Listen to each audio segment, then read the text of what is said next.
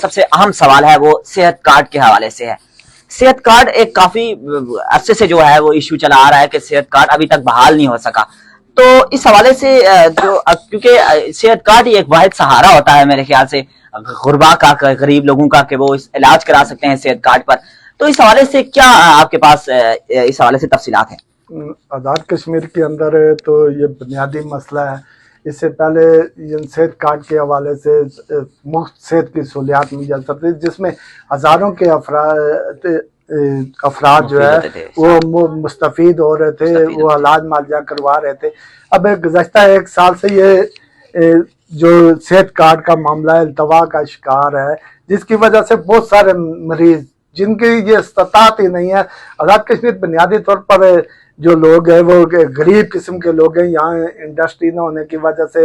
जो उनकी आमदन के ज़राए आमदन है वो बहुत कम है। तो वो यानी सरकारी सतह पर जो मरीज लोग थे या जो उनके वर्षा जो थे, वो बीमारियां तो आती हैं ना, बीमार तो हैं, तो वो इससे मुस्तफ़ीद होते थे और अपने अजीज़ व अकारब का से इलाज मुआवजा करवाते थे। लेकिन ये सहूलत ख़त्म होने के बाद लोग इंतहाई परेशानी का जो शिकार हैं। और वज़ीर-ए-आज़म आज़ाद कश्मीर ने मुतअद्दिद बार इसका ऐलान भी किया था, लेकिन ना जाने वो कौन सी वजूहात हैं या कोई हमारे वज़रा भी जो बैठे हुए ना, वो उनके बारे में क्या कहा जा सकता है। वो भी उनके अंदर भी वो इतनी वो एक ग्रुप की सूरत में वो बस उन्हें ये चार मिली हुई है, उनके अंदर इतनी अहलियत सलाहियत नहीं है कि वो किसी चीज़ को अंजाम तक ले जाएं। ले दे के इधर से वो सबकी ये ख्वाहिश होती है कि बस वो उनको गाड़ियाँ या पेट्रोल मिले। तो यहाँ जो भी कर रहा है 2-4 लोगों को लेके तो वज़ीर-ए-आज़म ही चल रहा है। अब ब्यूरोक्रेसी जो इसमें अहम किरदार होता है ये भी देख ले, वो भी खामखा वो वज़ीर-ए-आज़म से डर जाती है। अल्लाह वज़ीर-ए-आज़म साहब मैं ये कहता हूँ कि वो वज़ीर-ए-आज़म साहब ने आज तक ना कोई बंदा निकलाया ना कोई है। अब जो वो बात करते हैं कि वो करप्शन वाले को वो करना चाहिए और उसको डरना चाहिए, लेकिन जो हमारे ब्यूरोक्रेट्स साहब अभी भी एक खबर आ रही है कि सेक्रेटरी जो हेल्थ हैं, सेक्रेटरी सेहत हैं, उन्हें बाग में कोई मीडिया नुमाइंदगान से गुफ्तगू की है और उन गुफ्तगू के दौरान उनका कहना था कि ये जो सेहत कार्ड है ये बहाल कर दिया गया है। अभी इसकी तस्दीक नहीं हुई दौरान ये कहा अखबारात में भी खबरें कोड हुई कि जो है सेहत कार्ड जो है वो खुशखबरी दी जाएगी, लेकिन अभी तक उसका बाकायदा कोई नोटिफिकेशन हमारे सामने मीडिया पे नहीं आया। और ये बात इस तरह से जो है एक साल से जो है वो सुनी जा रही है। और वज़ीर-ए-आज़म साहब ने भी 2-3 दफा ये ऐलान किया था,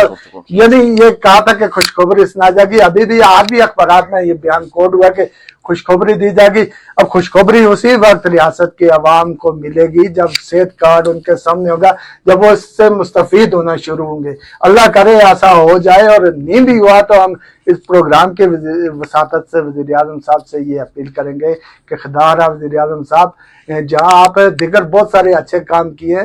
तो वहाँ ये काम जिसके लिए कि जारी काम था, तो इसको पाया तकमील तक पहुँचाएं। जो भी रुकावटें हैं, जिस तरह और कामों में आप आगे बढ़ चढ़ कर हिस्सा ले रहे हैं या अपना किरदार अदा करें, या इस काम के लिए भी आप खुद वक्त निकाल के आगे बढ़ें, ताकि जो इस वक्त अस्पतालों में जो है हालात वो बहुत ख़राब जो है वो सिलसिला है, तो ताकि मरीजों को सहूलत मिल सके। हम इसी प्रोग्राम के वसातत से ये भी कहेंगे कि आज से कोई 4-6 महीने पहले वज़ीर-ए-आज़म साहब ने एम्स में जो दौरा किया था अचानक रात को, उसके बाद कुछ 2-4-10 दिन तक तो अवाम को अच्छी सहूलियात मुहैया हो रही थी। तो आज भी वो किसी वक्त मुजफ्फराबाद के अंदर आए तो एम्स का, CMH का, या जहाँ भी जिस जगह भी, हम ये नहीं कहते कि मुजफ्फराबाद के अंदर, पूरे आज़ाद कश्मीर के अंदर सेहत का इंफ्रास्ट्रक्चर जो है वो अंदरूनी हालत बहुत ख़राब है। अब रात 11-12 के बाद एम्स अस्पताल में पहुंचा जाए, वहाँ अचानक से बतौर वज़ीर-ए-आज़म ने जिस तरह पहले गए थे अचानक देखें तो वहाँ ट्रेनी जो होते हैं, कोई डॉक्टर रात को ड्यूटी पे मौजूद नहीं होता। तो वो जो ट्रेनी है जो कॉलेज में पढ़ रहे हैं, ये मेडिकल कॉलेज में, वो वहाँ ड्यूटी दे रहे हैं, या यूनिवर्सिटीज में जो BS के स्टूडेंट मेडिकल के कोर्सेज कर रहे हैं, वो यही अशर CMH में है